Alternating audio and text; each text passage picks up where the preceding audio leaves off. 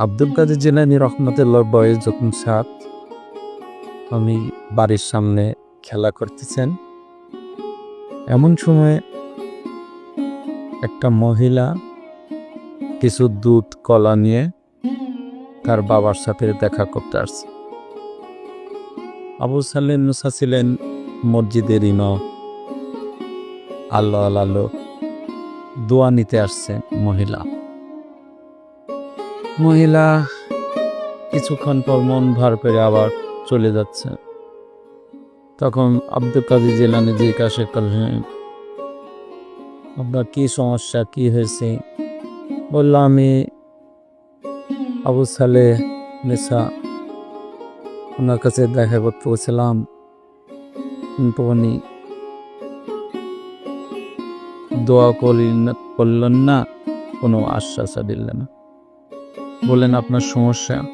বললেন, আমার 6 মেয়ে, এবারের বাচ্চাটাও যদি মেয়ে হয় তাহলে আমার স্বামী সংসার করব। তা আমি হুজুরের কাছে গেছিলাম, হুজুরকে বললাম, হুজুর একটু দোয়া করেন। বললেন, আপনি আবার যান, যা বলেন। আবার যখন গেছে তখন আবু সালেহ মুসা রাগে উঠছেন, ফিরে আসছেন কান্না করতে করতে। আব্দুল কাদের জিলানী বললেন, আপনি আবার যান, এবার যা বলেন যে আমার যে দুধ কলা খাইছেন ফেরত দেন, হয় আমার ছেলের সন্তানের জন্য দোয়া করেন, গ্যারান্টি দেন, না হলে দুধ কলা ফেরত দেন। এবার মহিলা নিরুপায় হয়ে গেলেন, দিয়ে গেছেন। আবু সালেহ মুসা রাগে উঠছেন, এই তোমাকে বারবার কে পাঠায়? বললে, একটা বাচ্চা খেলা করতেছে, সে আমাকে ওরা তাকে না আনার পর আবু সালেহ মুসা আব্দুল কাদের জিলানীতে একটা থাপ্পড় মারে।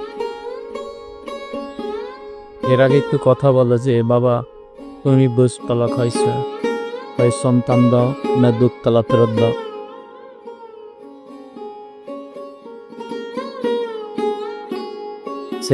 ছেলে রাগান্বিত থাপ্পড় মারে, বললো, বাবা তুমি যখন আমাকে একটা থাপ্পড় মারছো, ওনার বাড়ির যে 6টা মেয়ে আছে ছেলেতে পরিণত হয়ে গেছে, আর ওনার গর্ভের যে মেয়ে ছিল ওটাও সন্তানে পরিণত হয়ে গেছে। তুমি যদি আমাকে আর একটা থাপ্পড় মারো, পৃথিবীতে মেয়ে থাকবে। আব্দুল কাদের জিলানী রহমাতুল্লাহ একটা পুকুরে অজু করতে গেছে যখন তিনি অনেক বয়স, যৌবন বয়স, অনেক নামদার একটা মহিলা চিন্তা করছে যে দেখি হুজুরকে কেমন। উনি যখন অজু করতে যা পানি মুখে নিচ্ছে, মহিলা পুকুরে গোসল করতে বুকে কাপড় সরা দিয়ে ডুব দিয়ে ওনার সামনে উঠছে। আব্দুল কাদের জিলানীর চোখের জালালিয়াতে পুকুরের পানি শুকিয়ে যায়, মেয়ে আগুন ধরে ছারখার বেঁকেছে।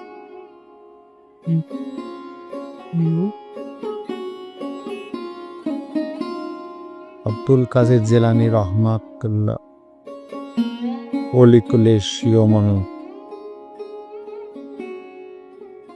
মারকুবনাবায়ন